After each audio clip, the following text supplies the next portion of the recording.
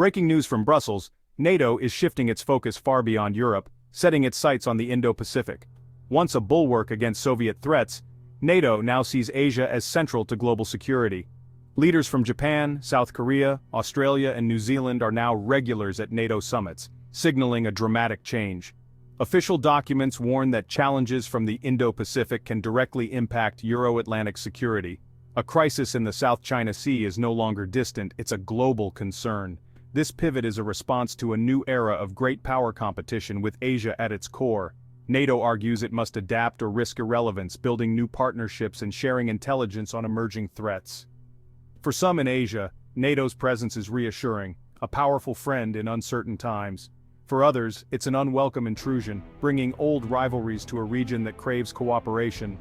The debate is fierce. Is NATO a stabilizer or a disruptor? The answer isn't clear, but the stakes are enormous for billions in Asia. NATO's move is public, deliberate, and controversial. The world is watching to see if this new strategy will bring security or spark new tensions. As NATO extends its reach, Asia must decide, embrace the alliance or brace for new divisions.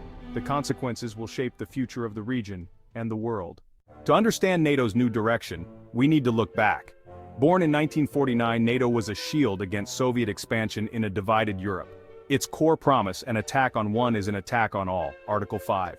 For decades, NATO's world was the North Atlantic.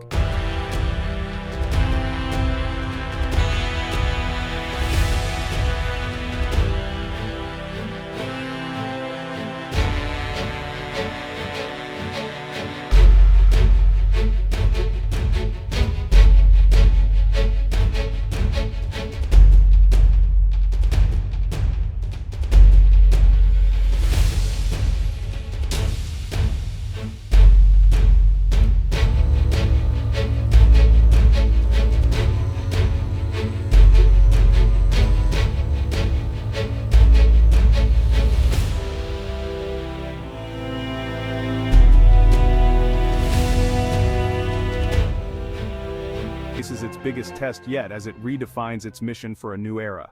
Why is NATO looking east? One word: China.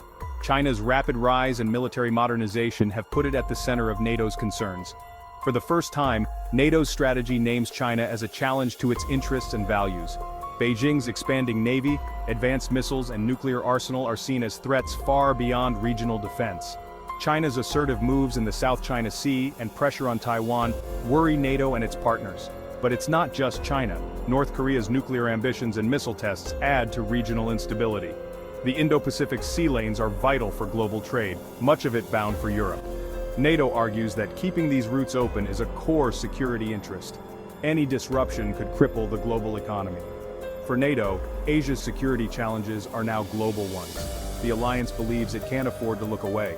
The Indo-Pacific is now central to NATO's mission. The stakes have never been higher. NATO isn't going it alone in Asia. Its closest partners, Japan, South Korea, Australia, and New Zealand, form the IP4. These countries aren't NATO members, but their cooperation is deepening fast. Japan, facing threats from China and North Korea, sees NATO as a vital security partner. Tokyo and NATO are working together on cybersecurity, maritime security, and defense tech. South Korea balances ties with the US, NATO, and China, but is stepping up cooperation on cyber defense and counter-proliferation.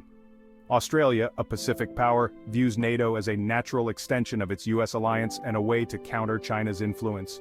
New Zealand, more cautious, is increasing dialogue with NATO as concerns about the rules-based order grow.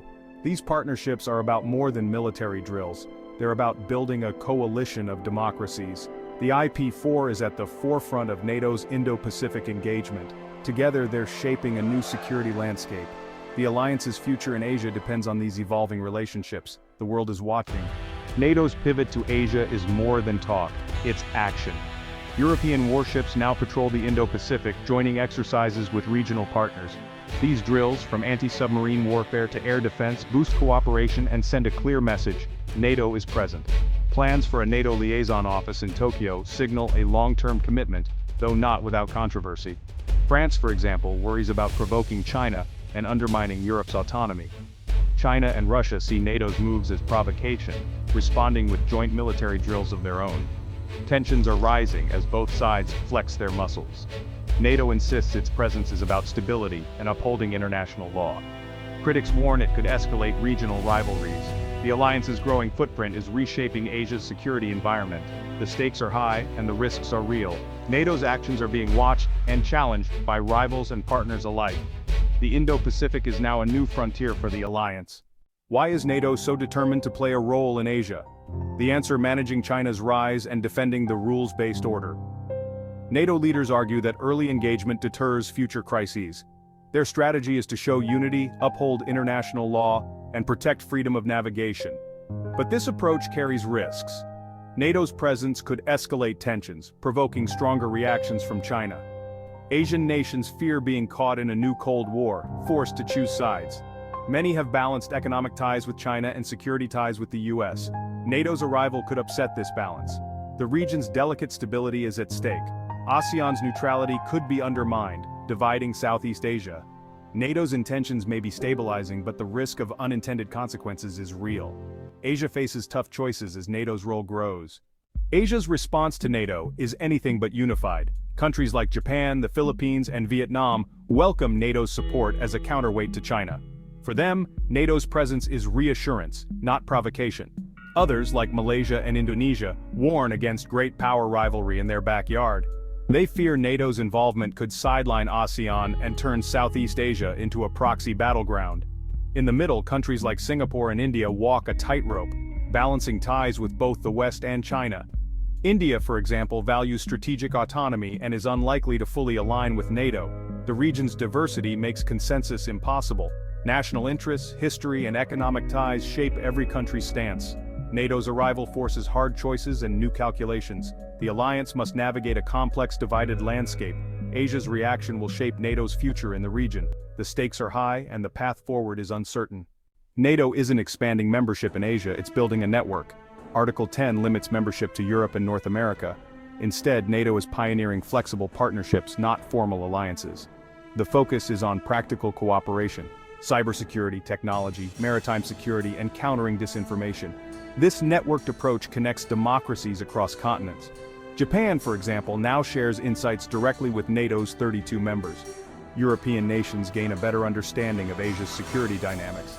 This model is less provocative than formal expansion and allows countries to choose their level of involvement.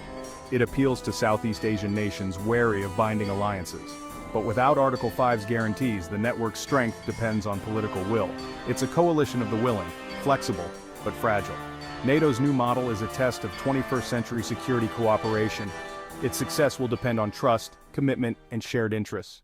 NATO's ambitions in Asia face a harsh reality: the war in Ukraine. The conflict on NATO's eastern flank demands most of its resources and attention. Many European allies worry that focusing on Asia could weaken Europe's defenses. NATO's core mission remains the defense of Europe. This limits how much the alliance can do in the Indo-Pacific. The US is the only member with true global reach, but even it is stretched thin. NATO's approach in Asia will likely remain focused on partnerships, not large deployments. The outcome of the Ukraine war will shape NATO's future role in Asia.